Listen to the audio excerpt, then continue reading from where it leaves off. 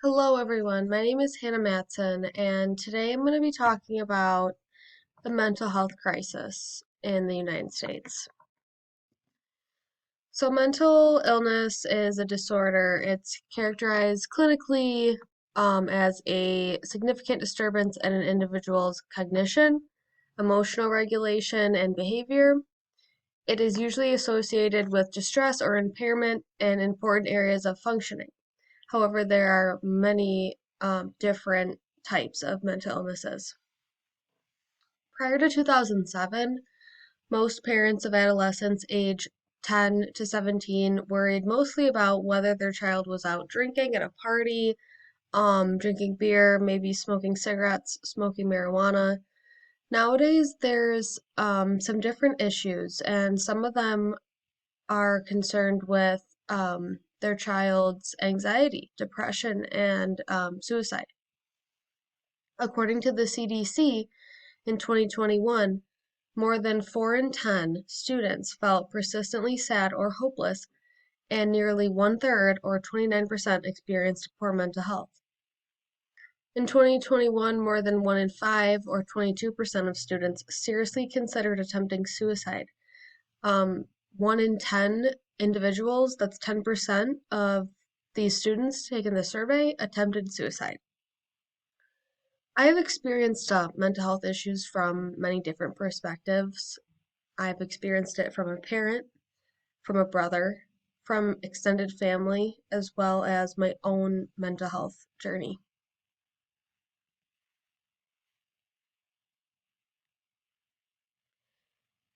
Some common disorders include anxiety, depression, ADHD, OCD, schizophrenia, bipolar, PTSD, eating disorders, and dementia.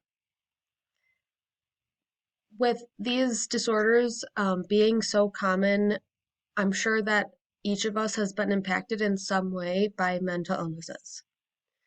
They are definitely on the rise, and there is a lack of care providers.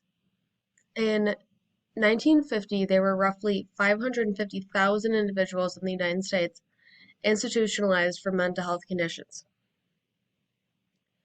In this time, this was when we had psychiatric hospitals and large institutions for mental health, and these individuals were being held basically against their will.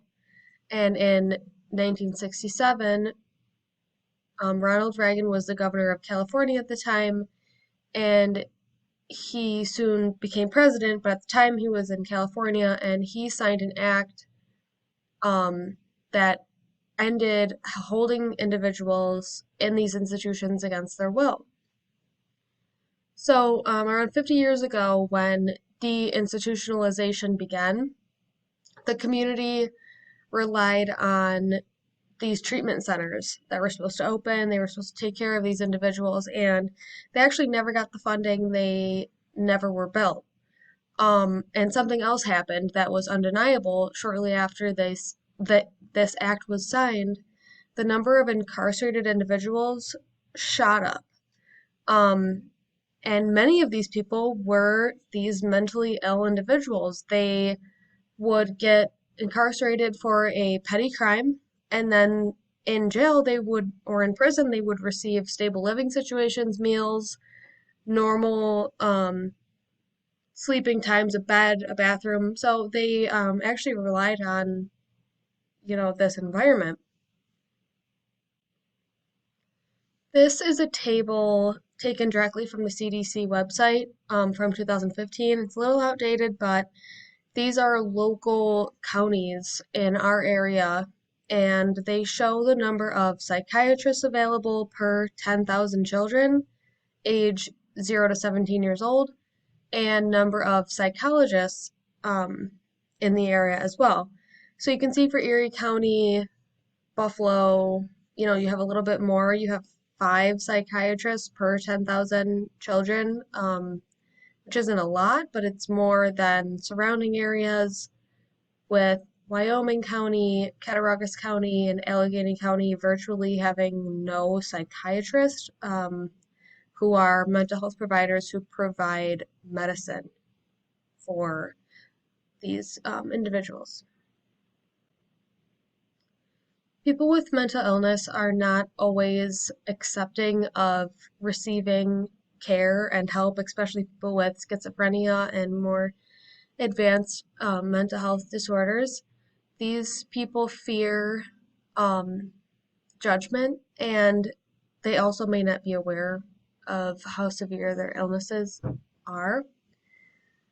Um, for example, in our society today, a veteran may feel more comfortable finding resources for being wounded during war or having some physical injury as opposed to seeking help for their PTSD,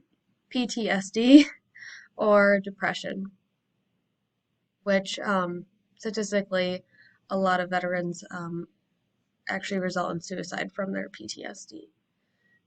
Cancer patients are another group that are severely affected by mental illness. The treatment process and accepting of end of life, things like that, can all cause mental issues for cancer patients. And this may be a result of the stigma that's behind mental illness. So, how are we handling this issue? So, NAMI, or the National Alliance of Mental Illness, is the nation's largest mental health organization.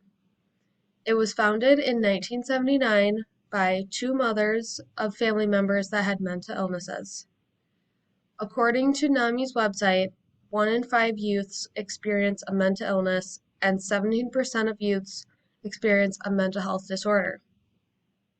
The main goals of this organization are to help fight the stigma on mental health, raise awareness, build advocacy, and build support and education for individuals and their families. From experience, there is a definite lack of resources for individuals and their families that suffer from mental illness, especially in this area. Depending on the severity, these individuals may need just simple therapy sessions and medications, all the way to aides that check on them daily, Social Security benefits, disability, things like that. If anyone ever needs a hotline, please reach out to NAMI or call this crisis hotline if you're contemplating suicide or if you need immediate mental health help. We all need to work together to solve this crisis. Thank you.